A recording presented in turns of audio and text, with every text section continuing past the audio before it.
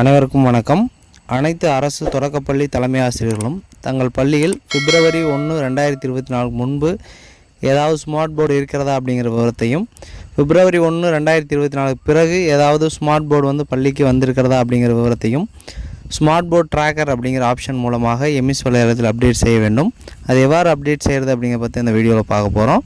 அதற்கு உங்கள் மொபைலில் க்ரோம் ப்ரௌசர் ஓப்பன் பண்ணிக்கோங்க. சர்ச் ஆர் டைப் யூஆர்எல் அப்படிங்கிற இடத்துல எம்எஸ் லாகின் பேஜ் வெப்சைட் அட்ரஸை டைப் பண்ணி லாகின் பேஜ் ஓப்பன் பண்ணிக்கோங்க. யூசர் நேம் பாஸ்வேர்டு அப்படிங்கிற இடத்துல உங்கள் ஸ்கூலோட யூசர் நேம் பாஸ்வேர்டு கொடுத்து லாகின் பண்ணிக்கோங்க. யூசர் நேம் பாஸ்வேர்டு கொடுத்து லாகின் பண்ணிங்கன்னா எம்எஸ் வெப்சைட்டோட ஹோம் பேஜ் வந்திருக்கும். அதில் ரைட் சைட் டாப் கார்னருடைய 3 லைன்ஸ் டச் பண்ணிங்கன்னா மெனு பார் வந்திருக்கும். அதில் ஸ்கூல் அப்படிங்கிற ட்ராப் டவுனை கிளிக் பண்ணுங்கள். கிளிக் பண்ணிங்கன்னா அதில் இன்ஃப்ராஸ்ட்ரக்சர் அப்படிங்கிறதுல ஸ்மார்ட் போர்ட் ட்ராக்கர் அப்படின்னு ஒரு ஆப்ஷன் இருக்கும். அதை கிளிக் பண்ணுங்கள்.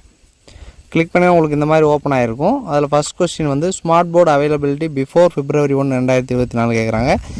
பிப்ரவரி 1, 2024 முன்னாடி ஏதாவது ஸ்மார்ட் போர்டு உங்கள் ஸ்கூலில் இருந்தால் எஸ்ன்னு போடுங்க. எஸ்ன்னு போட்டிங்கன்னா அவங்க எந்த பிராண்டுன்னு கேட்குறாங்க. அந்த ட்ராப் டவுனை கிளிக் பண்ணிங்கன்னா உங்களுக்கு பிராண்ட்ஸ் கொடுத்துருக்காங்க. அதில் எந்த பிராண்டோட ஸ்மார்ட் போர்டு இருக்கிறதோ அந்த பிராண்டை செலக்ட் பண்ணுங்கள்.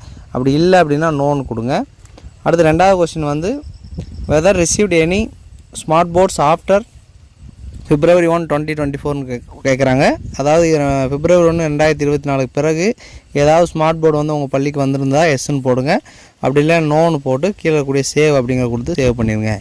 இதே போல் அனைத்து தலைமை ஆசிரியர்களும் தொடக்கப்பள்ளி தலைமை ஆசிரியர்களும் தங்கள் பள்ளியில் இருக்கக்கூடிய அந்த ஸ்மார்ட் போர்டு விவரங்களை எம்எஸ் வலைதளத்தில் அப்டேட் செய்ய வேண்டும். நன்றி.